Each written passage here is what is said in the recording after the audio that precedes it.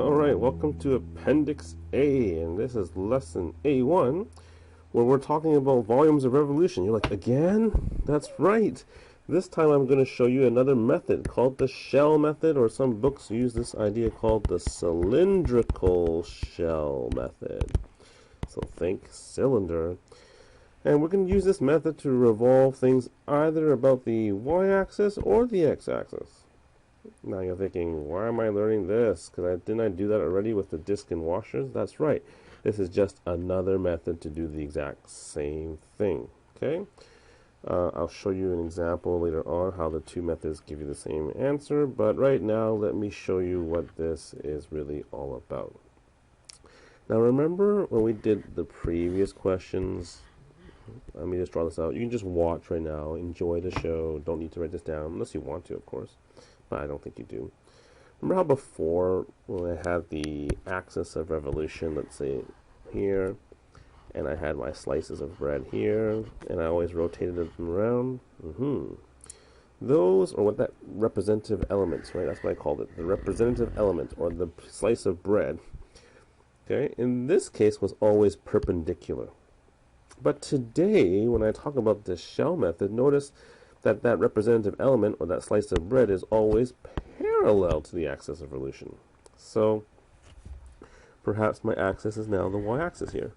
And you see how that slice of bread is now parallel to it? The question is, how do we do questions like this? So just a reminder once again, when I did the discs or washers, the element, or that slice of bread, had to be perpendicular. While today, when I teach you the shell method, the representative element, that slice of bread, must be parallel. So here are two new words that will help you with this. Parashell, get it? Parallel, shell method. And perpendicular. Spell that in Scrabble and wow your friends, or confuse them. So parashell versus perpendicular. And when you revolve rectangular elements about a parallel axis, it really produces a cylindrical shell. So think of this like a really thin slice of bread, and when I rotate this around the parallel axis, hopefully you can see, I guess I should draw this. You can see another element over here. Okay. And I'm not saying this is a solid cylinder, but I'm saying this is like a thin outer layer. Think of it like the label on a soup can, or like one of the wrappings around a toilet paper roll. Okay, so think of it as label on a soup can or toilet paper roll, one thin wrapping around. So how does this give rise to a formula that you see here? Well, remember the whole idea in lesson 8.3 when we started talking about revolutions of objects, or volumes of objects I should say, was that the volume was equal to the integral of a to b of the cross-sectional area, of course, dx or dy, right? The question is, what is this cross-sectional area? Now think about this, a thin toilet paper roll or a label on a soup can. If you were to unravel that label, okay, or unravel this piece of toilet paper, what two-dimensional shape do you see? If you don't know right now, grab some toilet paper, okay? Run to the washroom, grab some toilet paper, grab like 3 squares, rip it off. What do you see? I hope you see a rectangle. Yes. Well, how do I find the rectangle? Well, the area of the rectangle is just the base times the height. Well, what is the base? And what is the height? Well, the height I think is easy to see. I will try to use my highlighter to match it up. This height here represents this here. That's the height. The tricky part might be the base. Now remember, this is a label, a soup can label that goes all the way around. And when I open it up all the way around, all the way around, all the way around, I get this. When I'm going to say that again, all the way around, which would be the perimeter of the circle, which equals to, yes, the circumference. So the base of this rectangle is actually the circumference in this diagram. And how do we find the formula for circumference? Yes, that's 2 pi r. And if the height we just call h, then the area of this rectangle would just be 2 pi rh. And I can replace the area here with, once again, 2 pi rh. And dx or dy. And if I take out the 2 pi, bum, bum, bum, bum, here is our lovely formula for the cylindrical shell. 2 pi, because it's a constant, integral from a to b of the radius multiplied by the height, and once again either dx or dy depending on how you set up the integral. Okay? So there is where the formula comes from. This all comes from the fact that volume is equal to the cross-sectional area multiplied by dx or dy. So let's take a look at this example, number 1, and see how we can do this by using the shell method. Okay? So find the volume of the solid form by revolving the region bounded by y equals x squared plus 1. Dun, dun, dun. Y equals 0. Dun, dun, dun. X equals 0. Bum, bum, bum, bum. And x equals to 1. Doo-doo. There we go. Once again, your job is to identify the radius and the height of a representative element, or in this case, rectangle. Now, because we are revolving around the y-axis, so if you think about, here's my axis of rotation, and revolving it around the y-axis, our representative element, or that slice of bread, is parallel to it, and that's why we're going to use the cylindrical shell, or para-shell formula. So what's the radius? Well, I told you in this diagram, the radius is just the distance from the axis of rotation, or revolution, to that representative element, and that represents the distance of x, so r equals x. The height just happens to be represented by the y value, which is of course just x squared plus 1. So knowing these two things, we can now plug it into our formula. 2 pi, the integral from, and you'll notice the elements are perpendicular to the x-axis, so when I integrate like this, drawing all these slices of bread, I'm going from 0 to 1 along the x, so hopefully you can see that it's dx going from 0 to 1. These are x values, and our radius, of course, in this case is x, so there's my radius. And what's my height? X squared plus 1. And I want you to actually evaluate this, so let's go ahead and do some calculations. That looks like 10, doesn't it? My bad. Took too much space up top. X to the power 4 over 4 plus x squared over 2. Evaluate this from 1 to 0. 1/4 plus 1/2. And then minus, oh, I love 0. You've heard me say that many, many times. 1/4 plus 1/2 is just 3/4. 3/4 times 2 is just 3/2. So 3/2 of pi, or 3 pi over 2. Ta-da! Okay? Now, I did say that you could do this with the disk method as well. But I'm not going to do it with you because I think it's actually much harder.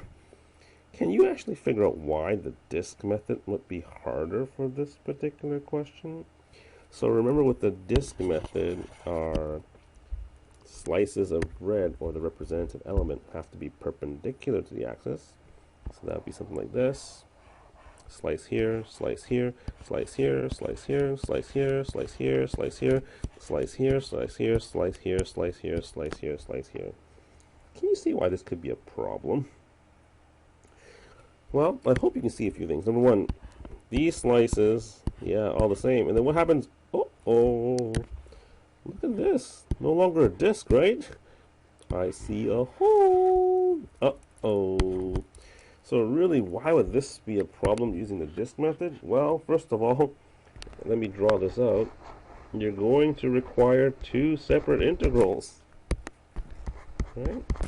Need two separate integrals. You're going to have to split this problem into two and then add them up afterwards. One involving a disk, And the other? The other involving a washer. You want to do 2 integrals versus 1? Go right ahead. Take your time. The other complication, which I find most students don't like to do, is you have to actually solve everything in terms of y. Okay, and also all things need to be, all things need to be in terms of y. Now that might not be a problem for you, but from what I've seen in my students in the past few years, they don't really like doing things in terms of y. Okay? So that's not really the main problem. The main problem is really just separating this into 2 separate problems. Why do 2 when you get to do 1? Okay? Alright. Now that you're hopefully familiar with the cylindrical shell method, let's see if you can set up number 2. So set up, but do not integrate. An integral giving the volume of the solid form by revolving this region, y equals 2x minus x squared, and the line, y equals negative x, about the y-axis. Problem here, number 1, is I don't know my limits. I don't know the intersection points. But I know you can solve it. Yes, by making those 2 things equal. I will move everything to the right-hand side this time. Factor out the common factor of x. And then hopefully see that x equal to 0 and also x equals to 3. 0 makes sense. And I guess this one down here is 3. Okay. Now notice my representative element is vertical. Now notice my representative element here. My representative element here is parallel to the axis of rotation because it's about the y-axis. So therefore we are using the shell method. And once again, you need to find the radius and the height. What is the radius? Yeah, it's the distance from the axis of revolution to that representative element. In this case, that's just the x value, because it's along the x-axis, starting from the origin, moving along to the right-hand side. That's just x, right? This distance here is just x. And then the height would be, it looks like it's the difference between the top function and the bottom function. So the top function looks like it's 2x minus x squared. And we're going to subtract from it the bottom function, which would be negative x. So that actually gives us the expression 3x minus x squared. So now we are set. We can go ahead and plug this into our nice lovely formula. 2 pi, the integral from 0 to 3 of the radius, x, times the height, 3x minus x squared. Then dx. Done. Okay? Alright. Example number 3. This time I want you to do the same question with 2 different ways. Use both the shell method and the disk method to find the volume formed by revolving this lovely region of y equals x cubed. That would be this graph here. Whee! Right, y equals x cubed. X equals to 2. Whee! And then y equals 0. Ooh. About the x-axis. Okay? So notice this time revolving around the x-axis. Here's my axis of revolution. Okay? Shell method, then disk method. So let's do shell first because that's what we're learning here. So because it's a shell, remember it's para-shell, which means my representative elements must be parallel to the axis of rotation. They should be horizontal like that. Okay? That's already scaring you, I know, because you're thinking, uh-oh, I have to do things in terms of y. That is correct. Okay. So, what is the radius and what is the height? The radius, of course, is the distance from the representative element to the axis of rotation. That's my radius. That is given by the y value, so the radius is just y. Now the height of each element is this distance. That's height, h. And in this case, it's a little bit difficult to solve. because the equation y equals x cubed, if I were to solve for x, x equals to the cube root of y, well, that represents the distance from the y-axis all the way to the graph. So this here would be what I call x, or in this case, the cube root of y. So that's not really my height, though, is it? If I were to go from the y-axis all the way to the edge, the far edge, right, that distance would be 2. So the height, hopefully you can see, is just the difference between this and that. So the difference between 2 and the cube root of y. There you go. There's your height. Knowing these things, and then knowing that we should be setting up the volume in terms of dy, which means that my integral limit should go from the lowest y, in this case 0, to the highest y, which would be 8, right? Because when x is 2, plugging it into this equation, y equals to 8. And then now figuring out and plugging in once again the radius, which in this case is y, with the height, 2 minus the cube root of y. And I'm going to rewrite the cube root of y as y to the power of 1/3. Okay? So once again, note the cube root of y is equal to y to the 1/3. I like working with powers. You're thinking, ooh, this looks ugly. I know, but hey, let's do it. Let's practice. Multiplying this out, 2y minus y to the power of, yes, 4/3. And then now going ahead and anti-differentiating this. The antiderivative of 2y is y squared. The antiderivative of 4/3, or y to the power of 4/3, add 1 to the exponent.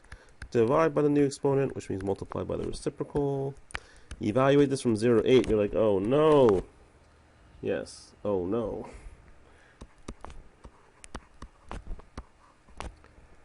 Uh, 8 squared, that's 64. Minus 3/7.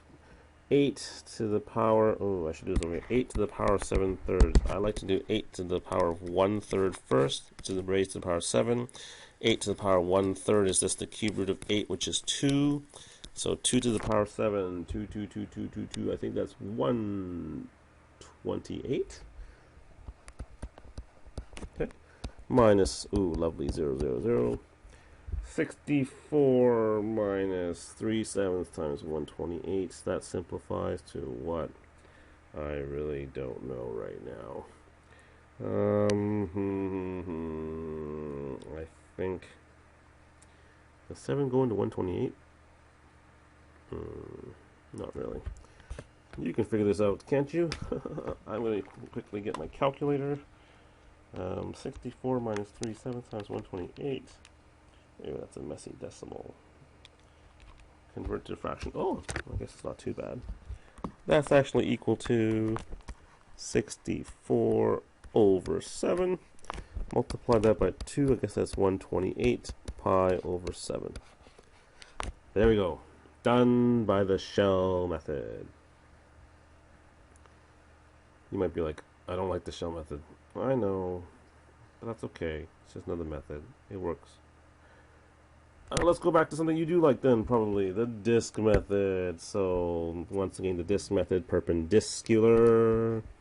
Here it is. My representative element is now perpendicular to the axis of rotation.